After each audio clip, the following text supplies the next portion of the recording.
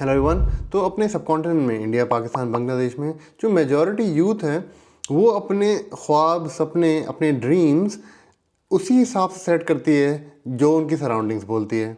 हम रेगुलरली ये बातें सुनते रहते हैं, 1-2 लाख रुपए की नौकरी मिल जाए ज़िंदगी सेट हो जाएगी। एक मैं सेंसर वेबसाइट का ब्लॉग खोल लूँ, उसमें से 400-500 महीने आ जाएं, ड्रॉप शिपिंग से $400-500 पर मंथ आ जाएं, मेरी ज़िंदगी बन जाएगी। एटलीस्ट एक डिसेंट इनकम तो आएगी और मेरी ज़िंदगी में जो है कुछ सेट हो जाऊंगा लाइफ में। हम अपनी मेंटल लिमिट को क्यों स्ट्रिक्ट कर लेते हैं? तो अब जिसकी लिमिट ये है कि ब्लॉग से $500-2,000 कमाने, उनकी मैं मेंटल लिमिट थोड़ी सी एक्सटेंड करने वाला हूँ इस वीडियो में, क्योंकि मैं इस वीडियो में 6 ऐसी वेबसाइट मेंशन करने वाला हूँ आम वेबसाइट्स ने मिलियंस ऑफ डॉलर्स कमाए हैं। लेट्स डाइव राइट इन। पहली वेबसाइट है बेवकूफ.com। अब बेवकूफ.com इंडिया की ई-कॉमर्स ब्रांड है जो कि सितंबर 2022 में एक्वायर हो गया था बाय TMRW, जो कि है आदित्य बिरला ग्रुप का पार्ट। अब वो कितने में एक्वायर हुआ था? TMRW ने बेवकूफ.com को खरीदा था $24 मिलियन में। $24 मिलियन की डील हुई थी। तो अब एक वेबसाइट जिसको हम जब बनवाने जाते हैं तो वो 200-400 मैक्सिमम 1000-2000 में कोई वेबसाइट बन जाती है US डॉलर्स में, लेकिन वही वेबसाइट क्योंकि उसमें वैल्यू ऐड हो जाती है तो वो बन जाती है $24 मिलियन की।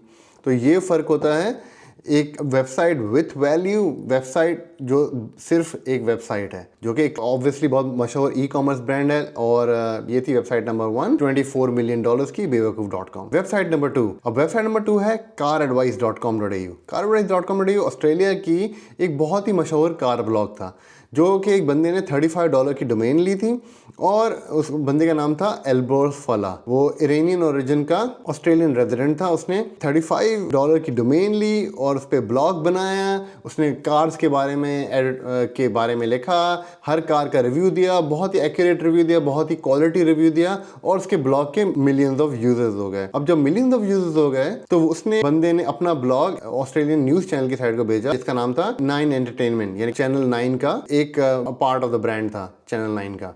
अब उन्होंने चैनल 9 ने ये वेबसाइट खरीदी $35 मिलियन में।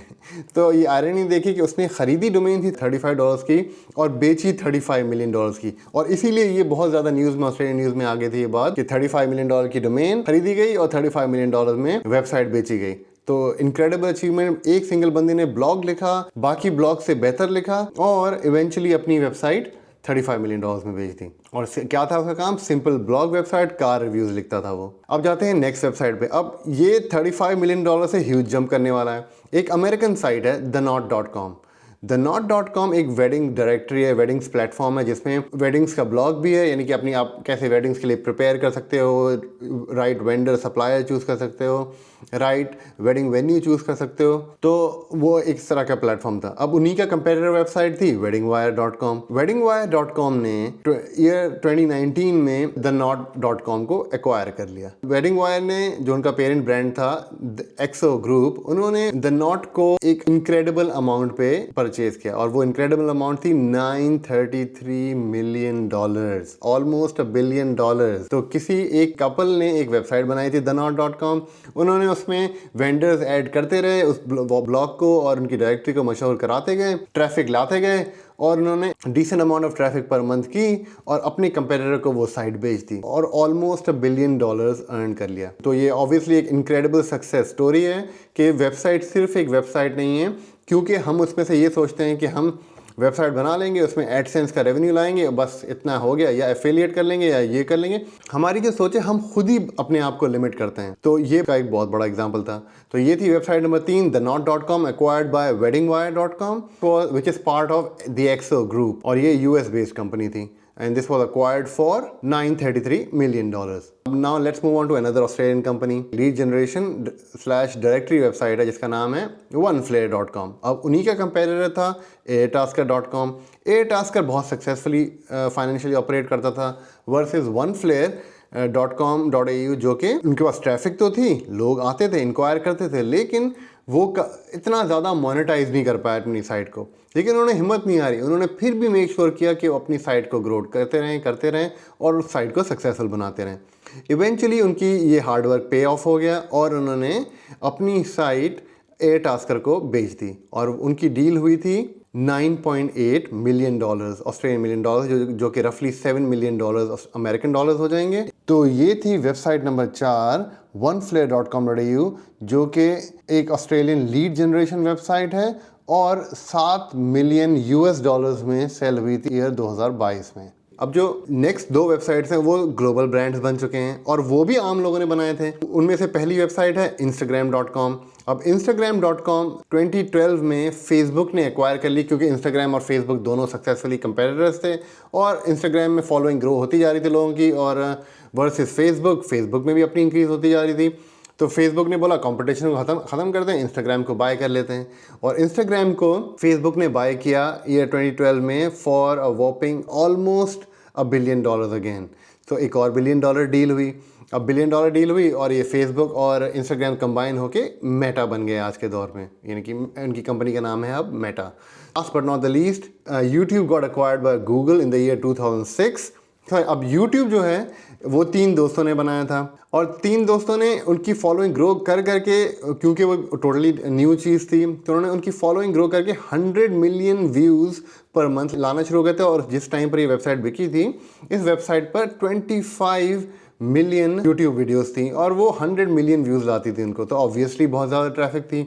अब वो चाहते तो इसको मोनेटाइज करके बिजनेस को बड़ा कर सकते, लेकिन उन्होंने एग्जिट करना बेहतर समझा और ये वेबसाइट गूगल ने एक्वायर की फॉर $1.65 बिलियन, और ये पैसा 3 लोगों में डिवाइड हो गया, तो ऑलमोस्ट सबको $500-600 मिलियन पर फाउंडर में ये अमाउंट डिवाइड हो गई। तो ये थी वो 6 डिफरेंट टाइप्स ऑफ वेबसाइट्स जो मिलियंस ऑफ डॉलर्स में बिकी हैं। इस वीडियो और इन 6 साइट्स से जो हम सीख सकते हैं वो ये है कि आप अपनी वेबसाइट को सिर्फ एक वेबसाइट ना समझें, अपनी मेंटल लिमिट को ग्रो करें। वो साइट अगर आप उसको लव, केयर, डेडिकेशन, हार्डवर्क और कंसिस्टेंसी देंगे, और प्लस एक और चीज़ पेशेंस देंगे, तो वो आपको लिए बहुत बड़ा रिवॉर्ड दे सकती है। तो एडसेंस के $200-400 तो वो आ गए, वो बेस्ट है। लेकिन अगर आप अपनी वेबसाइट को एक ब्रांड बनाने की कोशिश करेंगे, उसमें फॉलोइंग लाने की कोशिश करेंगे, उसको ये सोच के इसका प्लान करेंगे कि आज ये वेबसाइट में 1000 यूज़र या 10,000 यूज़र या 5000 यूज़र्स पर मंथ आ रहे हैं, लेकिन मुझे 5 साल में इसमें 1 मिलियन यूज़र्स या 2 मिलियन यूज़र्स पर मंथ चाहिए, तो उसके लिए मुझे क्या करना होगा, वो प्लान कीजिए, उस प्लान के टुवर्ड्स वर्क कीजिए। एक दफ़ा जब ये सब कुछ हो जाए तो फिर उस वेबसाइट को अपने कंपेटिटर को या थर्ड पार्टी प्लेटफॉर्म से बेचिए। बहुत सारे प्लेटफॉर्म्स आउट देयर हैं जिसमें वेबसाइट लोग रोज़ मिलियंस ऑफ डॉलर्स में बेचते हैं। उनमें से एक है Flippa.com। Flippa.com में आप जाके वेबसाइट ख़रीद भी सकते हैं और बेच भी सकते हैं। वो एक ऑनलाइन बिजनेस सेलिंग प्लेटफॉर्म है और उसमें मिलियंस ऑफ डॉलर्स की वेबसाइट्स बिकती हैं अगर उनमें राइट ट्रैफिक और राइट वैल्यू है। तो अपनी मेंटल लिमिट को एक्सीड कीजिए। जब सोचते वक्त ये मत सोचिए कि मैं उतना ही सोचूंगा, 2 लाख रुपए पर मंथ मेरी मेंटल लिमिट है या 4 लाख रुपए पर मंथ मेरी मेंटल लिमिट है। ये सोच के अपनी लिमिट सेट कीजिए कि अगर कोई बाउंड्रीज ना हो, अगर हर चीज़ मेरे फेवर में वर्क करे, तो मैं कैसी आइडियल लाइफ जीना चाहूँगा और मैं पर मंथ कितना कमाना चाहूँगा। वो उस सोच से सोचिए। लोग हंसें तो उन्हें हंसने दीजिए, आप अपने ड्रीम पर फोकस कीजिए, क्योंकि इस दुनिया में कुछ भी इम्पॉसिबल नहीं है। With that said, I wish you all the best in your success journey. Please do subscribe to my channel and I'll see you in the next video. Thanks for watching.